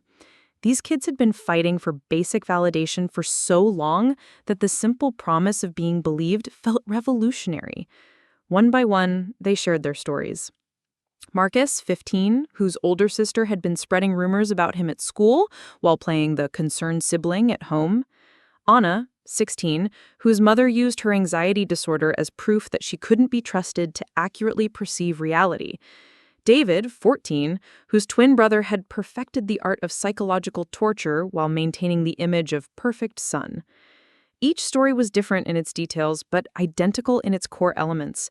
A family scapegoat being systematically undermined by a family favorite, with parents or guardians who found it easier to sacrifice one child's well-being than confront the golden child's capacity for cruelty. The hardest part, said Emma, a 17-year-old whose story was remarkably similar to mine, is that everyone loves her. Teachers, coaches, family friends, they all think she's amazing. When I try to tell them what she's really like, they look at me like I'm jealous or delusional. That's intentional, I explained. Abusers often work very hard to maintain a positive public image precisely so that their victims won't be believed when they speak out. It's a calculated strategy, not an accident. But why? Asked Anna. Why would someone put that much effort into hurting their own family? It was the question I had asked myself countless times about Bethany. Dr. Chen from the Art Collective had helped me understand that some people are energized by having power over others, especially emotional power. They enjoy knowing they can manipulate someone's reality, that they can cause pain without consequences. Some people are just wired differently. They don't experience empathy the way most of us do, and they get satisfaction in controlling others. It's not about you being worth hurting, it's about them needing to feel powerful. So it's not our fault? David asked quietly.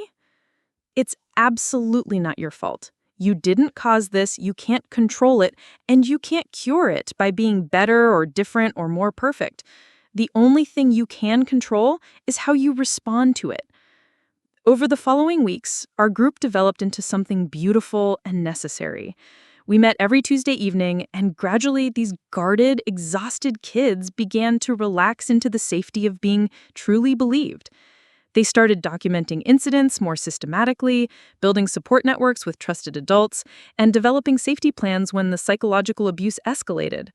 But more importantly, they began to trust themselves again. They stopped apologizing for their perceptions, stopped second-guessing their memories, stopped trying to convince people who were invested in not believing them.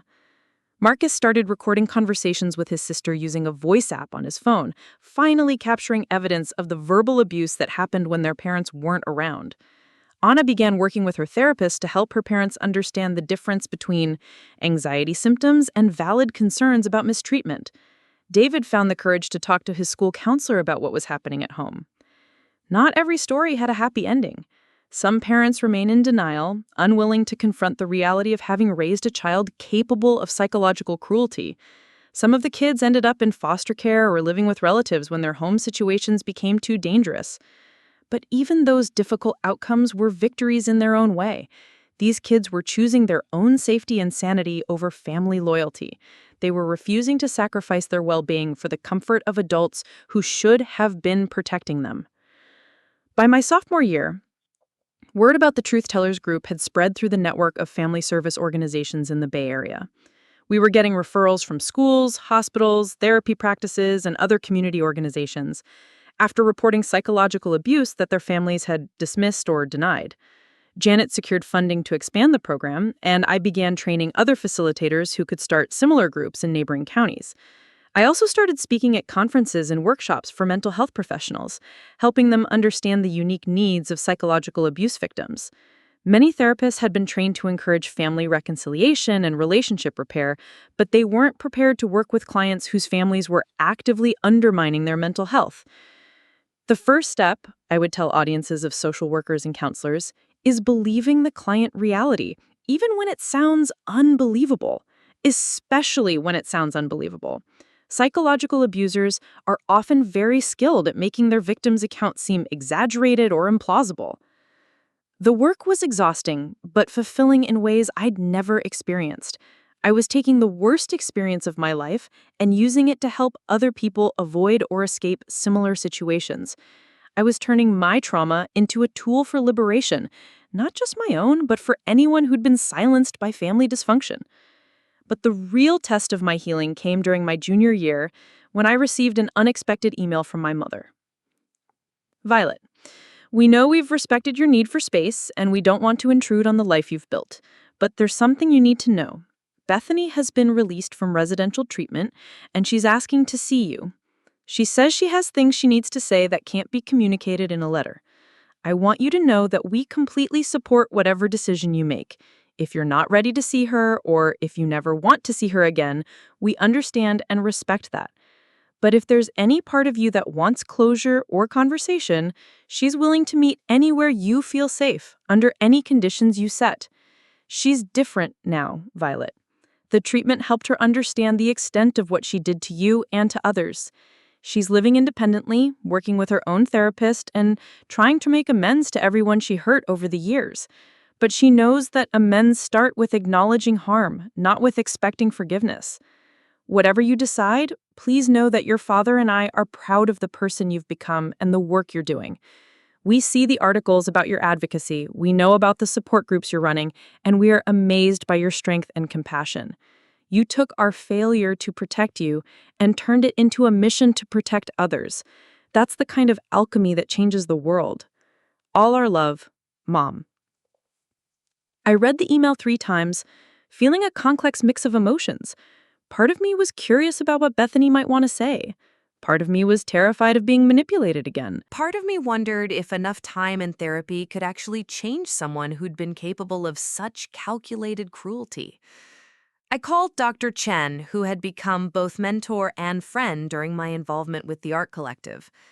"What does your gut tell you?" she asked after I'd explained the situation. "That I'm strong enough now to handle whatever she might say or do, but also that I don't owe her the opportunity to clear her conscience. Both of those things can be true at the same time. Do you think people like Bethany can really change? I think some people can learn to manage their harmful impulses and develop coping strategies that prevent them from hurting others. Whether that constitutes real change or just better self-control is a philosophical question. But you think it's possible she's genuinely different? I think it's possible. I also think it's irrelevant to your decision. You don't have to give her the chance to prove she's changed, and you're not obligated to facilitate her healing process. But if there's a chance she could help other families avoid what we went through, that's not your responsibility, Violet. Your responsibility is to yourself and to the people you've chosen to help through your advocacy work.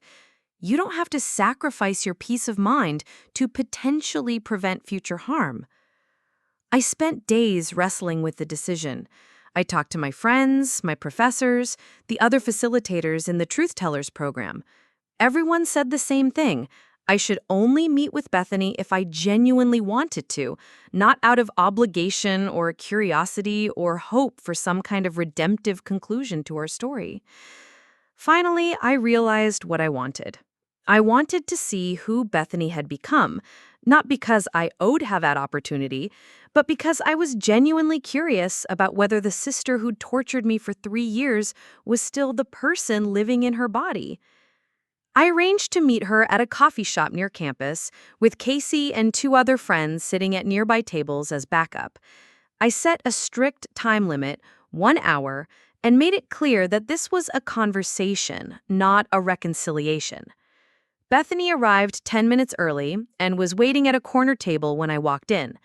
She looked older, not just in the 2 years since I'd seen her, but in some fundamental way. The polished perfection was gone, replaced by something more natural, but also more uncertain. Her hair was unstyled, her clothes were casual, and she wore no makeup.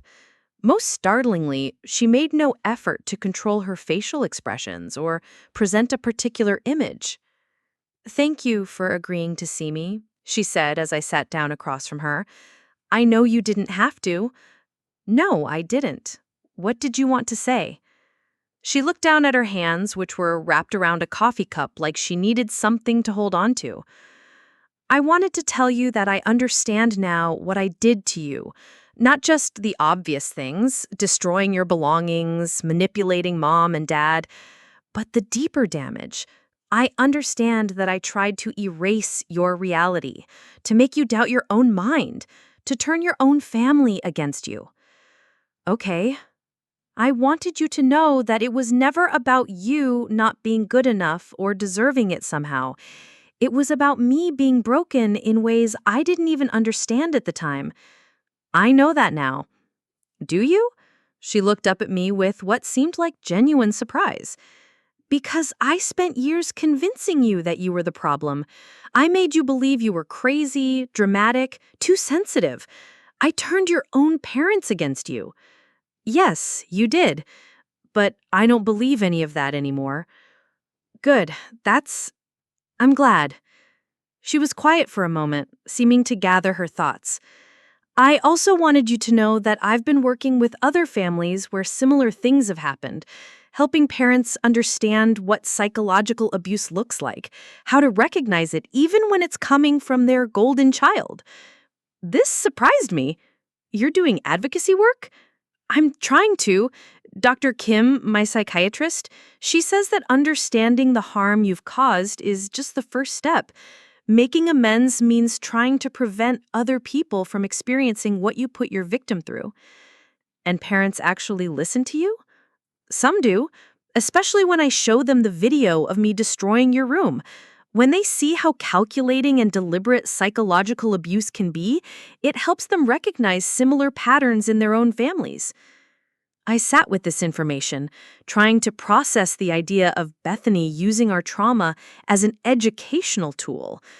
Part of me felt violated by the thought of our private nightmare becoming her teaching material. But another part of me recognized the potential value. Who better to explain the mindset of a psychological abuser than someone who'd been one? Why did you do it? I've read about personality disorders and childhood trauma and all the theoretical explanations, but I want to know why you specifically chose to torture me. She was quiet for a long time, staring into her coffee cup like it might contain answers. Because you were everything I wanted to be, but couldn't figure out how to become. You were genuinely kind, authentically creative, naturally good at connecting with people. And instead of trying to develop those qualities myself, I decided to tear you down until you were as miserable as I felt inside. But why me specifically? Why not just work on becoming a better person yourself? Because that would have required admitting I wasn't already perfect. And I'd built my entire identity around being the good daughter, the successful one, the one everyone loved. If I acknowledged that I had flaws that needed fixing, that whole image would have crumbled. So it was easier to make me the problem. It was easier to make you smaller so I could feel bigger. Every time I destroyed something you cared about, every time I made you doubt yourself, every time Mom and Dad chose my version of events over yours, it proved I was powerful. It proved I was in control. Even though that power was built on lies, especially because it was built on lies. Anyone can have power through legitimate means, being talented, working hard, earning respect, but being able to manipulate reality itself to make people believe fiction over truth, that felt like ultimate power. I studied her face as she spoke, looking for signs of manipulation or performance, but she seemed genuinely reflective, genuinely remorseful. Either she'd become an even better actress during her time in treatment, or she was actually capable of honest self-examination. "Do you understand why I can't forgive you?" I asked. "Yes, and I don't expect you to. I'm not asking for forgiveness. I'm asking for you to know that I understand what I took from you, and that I'm trying to use that knowledge to help other people. What did you take from me? 3 years of your adolescence, your trust in your own perceptions, your relationship with our parents, your sense of safety in your own home, the scholarships and opportunities you lost when your art got destroyed." She paused, her voice getting quieter. "But most of all, I took away your right to be believed by the people who were supposed to love and protect you." Hearing her articulate the full scope of her damage was both validating and devastating. She understood. She actually understood what she'd done and why it mattered. "Are you different now?" I asked. "Or are you just better at managing your harmful impulses?" "I think I'm fundamentally different in some ways. The therapy helped me develop empathy that I didn't have before, or at least didn't access before. I can feel other people's pain now in a way that makes it impossible for me to deliberately cause it. But I also know that I'm capable of terrible things under the right circumstances. I have to be vigilant about my thoughts and impulses in ways that most people don't. I'll probably be in therapy for the rest of my life, not because I'm broken, but because I need external accountability to stay healthy." "Do you miss it? The power you had over me?" She considered this question seriously, which I appreciated. A quick denial would have felt false. "Sometimes I miss feeling in control of everything around me. But I don't miss the person I was when I had that control." She was empty inside, constantly hungry for validation but incapable of receiving it authentically. The power was hollow because it wasn't real. It was just my ability to manipulate other people's realities. We sat in silence for several minutes. I watched her hands, which were steady now, no longer gripping the coffee cup like a lifeline. She seemed more present, more grounded than the performance-oriented sister I remembered. "I have a question for you," she said finally. "Okay. Do you think people like me, people who've done what I did, deserve the chance to try to make things right? Or are some actions unforgivable, regardless of whether the person changes?" It was a heavy question, one that went to the heart of my advocacy work. I'd met parents who insisted their abusive children deserved endless second chances, and I'd met survivors who believed their abusers could never be trusted again, regardless of treatment or time. "I think," I said slowly, "that people deserve the chance to change themselves. But that doesn't mean their victims are obligated to witness that change or participate in their healing process. You can become a better person without me forgiving you or having a relationship with you. That's fair. And I think some harm is so extensive that natural consequences include losing access to the people you hurt. Even if you're genuinely different now, I may never feel safe enough around you to have a real relationship. That's not punishment, it's self-protection." I understand that. I hope someday you might feel differently, but I understand that you might not. Do you understand why the work I'm doing now is important to me? Because you're helping other kids avoid what I put you through. Because I'm helping other kids trust themselves even when the people who are supposed to love them are undermining their reality. Because I'm proving that psychological abuse victims aren't crazy or dramatic or too sensitive. They're just telling inconvenient truths. "I'm proud of you for that work," she said quietly. "I know I don't have the right to be proud of you, but I am." The hour we'd agreed on was almost up. I looked around the coffee shop at my friends, who were pretending to study while actually keeping protective watch over this conversation. I thought about the teenagers in my support group, who were just beginning to learn that their realities mattered. I thought about the art I'd created to process this trauma and the speaking engagements where I helped professionals understand the unique needs of psychological abuse survivors. I thought about the girl I'd been at 14, desperate for someone to believe her, to see her, to protect her from the sister who was systematically destroying her sense of self. "I'm glad you got help," I told Bethany. "I'm glad you understand what you did and why it was wrong. I'm glad you're trying to prevent other families from going through what we went through."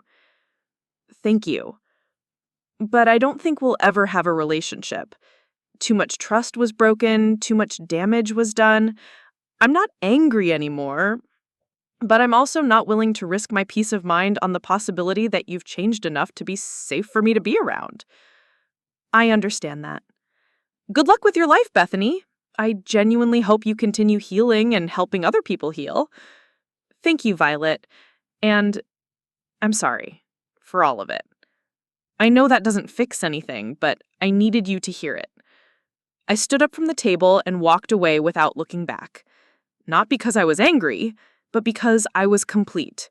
I'd said what I needed to say, heard what I needed to hear, and confirmed what I'd suspected, that my healing didn't require her participation or transformation. Outside the coffee shop, Casey fell into step beside me. "How was it?" "Exactly what it needed to be." "Do you feel better?" "I feel finished, like I can finally close the door on that chapter of my life completely." That evening, I wrote in my journal for the first time in months, not to document potential abuse or protect my reality from being questioned, but to process the strange experience of sitting across from someone who tried to erase me and discovering that she no longer had any power to hurt me. Today, I met the person who used to be my sister. She's different now. Whether genuinely changed or just better controlled, I don't know. But it doesn't matter. I'm different too. I'm no longer the girl who needed her family's validation to know her own worth. I'm no longer willing to sacrifice my peace for other people's comfort. I'm no longer afraid of being called crazy for telling the truth. She apologized, and I accepted her apology not because she deserved forgiveness, but because I deserved to let go of anger that was no longer serving me. She offered explanations, and I listened, not because I needed them, but because I was curious about the psychology of someone who once held such destructive power over my life. Most importantly, I realized that seeing her again confirmed something I'd hoped but hadn't been sure of. She no longer has the ability to make me doubt myself. Her presence doesn't destabilize me. Her words don't carry special weight. She's just another person now, one with whom I have a difficult history but no ongoing relationship. I don't hate her anymore. I don't love her either. I just don't have feelings about her that affect my daily life. And that feels like the ultimate victory. Not defeating her or getting revenge, but becoming indifferent to her existence. Tomorrow, I go back to my real life, my chosen life, my life built on truth and trust and mutual respect. Tomorrow, I facilitate the Truth Tellers meeting where I'll help 6 teenagers remember that their realities matter, that their perceptions are valid, that they deserve to be believed. Tomorrow, I continue the work of turning the worst thing that ever happened to me into the best thing I can offer the world. Tomorrow, I keep choosing healing over hatred, growth over grievance, my future over my past. And that's not just recovery, that's revolution. The rest of my college years passed in a blur of meaningful work and personal growth. The Truth Tellers program expanded to 12 vocations across Northern California. I completed my art degree with a thesis exhibition about the intersection of creativity and healing from family trauma. I was accepted to graduate school for art therapy, with a plan to specialize in working with adolescent survivors of psychological abuse. I also fell in love with Jamie, a psychology major who understood trauma from both academic and personal perspectives. Their family had struggled with addiction and mental illness, and they'd learned early how to distinguish between love and codependency, between supporting someone and enabling them. I love how clear you are about your boundaries, they told me after we'd been dating for 6 months. You know exactly what you will and won't tolerate, what you need to feel safe, what kind of relationship dynamics work for you. It's refreshing after dating people who expect you to guess what they want or need. I learned the hard way that unclear boundaries lead to unnecessary suffering, I replied, both for yourself and for the people who care about you. We moved in together during my senior year, creating a home that felt safe and honest and free from the kind of psychological games that had defined my adolescence. Jamie met my parents when they came to visit for graduation, a cordial but somewhat distant relationship that worked for everyone involved. My parents had changed too, in their own way. They'd been through family therapy to understand how they'd failed to protect me, and they'd become advocates in their own community for recognizing psychological abuse in families. They spoke at parenting workshops about the danger of golden child, scapegoat dynamics, about the importance of believing children who report abuse, about how love without protection isn't really love at all. We can't undo the harm we allowed, Dad told me during one of our monthly phone calls, but we can try to prevent other families from making the same mistakes.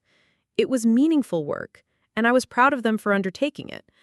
But it didn't change the fundamental reality that they'd chosen comfort over courage when I needed them most, and that choice had consequences that couldn't be undone by good intentions or future advocacy. After graduation, I moved to Portland to start my master's program in art therapy. The Truth Tellers program continued under the leadership of other facilitators I'd trained, and I started a new chapter of my life focused on developing innovative treatment approaches for adolescent trauma survivors. My thesis project involved creating art therapy protocols specifically designed for psychological abuse survivors, techniques that helped clients externalize their experiences, validate their realities, and rebuild trust in their own perceptions. The work was challenging and rewarding, combining my artistic skills with my clinical training and my lived experience of healing from family trauma. But perhaps the most meaningful part of my graduate school experience was the letter I received during my final semester.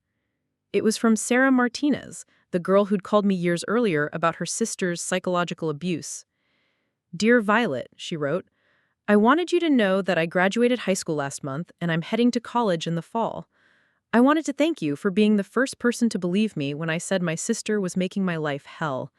That conversation we had when I was 16 probably saved my life, not in a dramatic way, but in the quiet way that happens when someone gives you permission to trust yourself again. You helped me understand that I wasn't crazy, that my reality mattered, that I deserved to be believed. I ended up showing the video to my aunt, who helped me talk to my parents. It took months, but they eventually accepted that their golden daughter was actually a very troubled young woman who needed serious help. My sister's in treatment now, and I'm living with my aunt until I leave for college. But more than that, you helped me find my voice again.